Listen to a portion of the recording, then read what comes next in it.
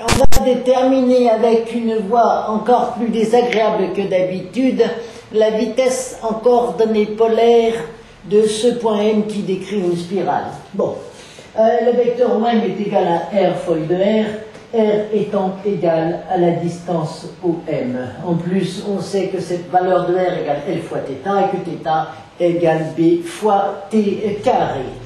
Une fois que nous avons OM, pour avoir la vitesse, il suffit de dériver par rapport à OM, vecteur OM.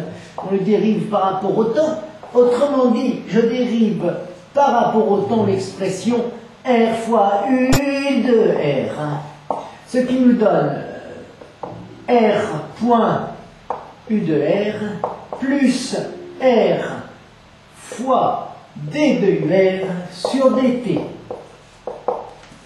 Voilà, j'ai réécrit l'expression d de OM sur dt. Vous voyez que j'ai pas une voie si désagréable que ça. Hein? Eh oui. Et maintenant, on va vérifier l'homogénéité. L est en mètres et B en seconde moins 2, on l'a déterminé précédemment. Donc ici, on a des mètres seconde moins 2 fois seconde, ça fait bien des mètres seconde moins 1, c'est bien l'unité de la vitesse, tout va bien.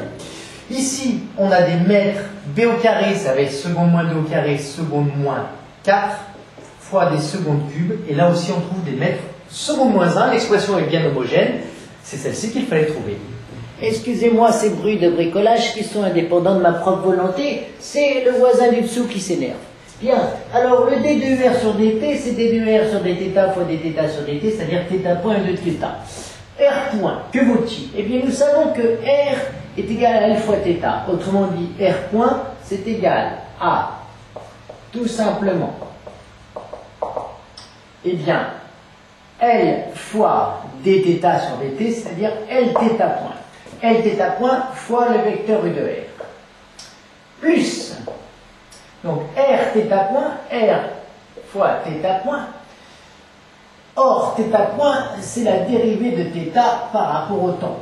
Qui vaut quoi? Eh bien, si je dérive θ par rapport au temps, B étant une constante, ça nous fait donc 2bt. Voilà pour dθ sur dt ou θ point. Donc ça nous fait R fois 2bt U de θ. Autrement dit, eh bien, Lθ point, je vais mettre 2bt également ici, ce qui nous donne d de OM sur dt est égal à grand M fois 2bt U de R plus R, eh bien, on va le remplacer par son expression en Lθ. L fois θ, c'est-à-dire L bt carré, bt carré, fois 2bt U de θ, ce qui nous donne, pour d de OM sur dt,